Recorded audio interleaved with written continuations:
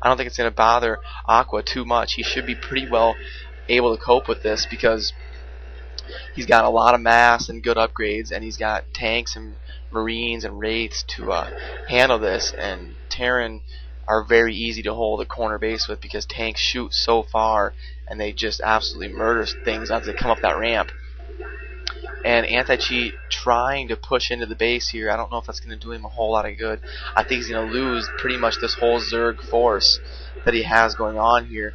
I think he would have been better suited to kind of wait and just get things in line and get himself a better situation to attack this Terran base, other than just kind of sending his Hydralisks and Zerglings in here to die to these siege tanks and these marines at this ramp. That was that's not how he wanted the battle to go.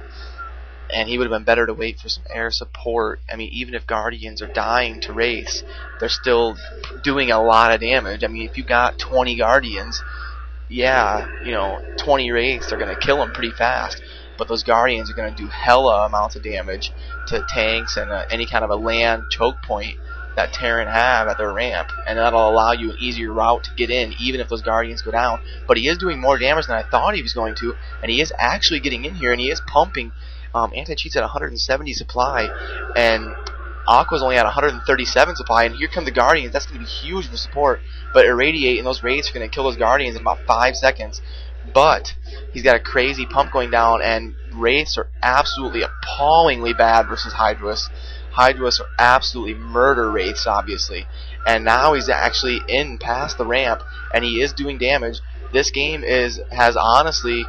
Wow, I think the Zerg has won. MK Anti-Cheat has just tied this series 1-1, I believe.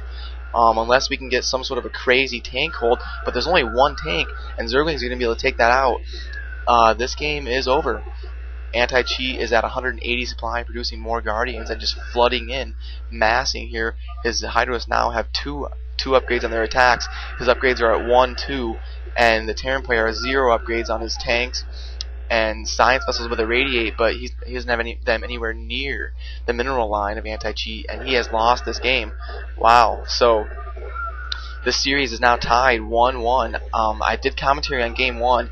It was Aqua was Zerg, and he choked up at his choke point, and Anti-Cheat was Protoss, and he just couldn't get past that choke point, couldn't get any drops off, and Aqua stfu was able to win the first game, and now Anti-Cheat has come and won game 2. So both players winning was Zerg, and now this series is tied at 1 game apiece. So it is going to go to a game 3, and that's always good to see. A good series, and game 3 should be fun to commentate, and hopefully you'll enjoy watching game 3, and hopefully you enjoyed this one. I'm going to end the commentary here because the game is over, and it'll be easier to upload, and there won't be as much time wasted. So GG, and we'll see you in game 3.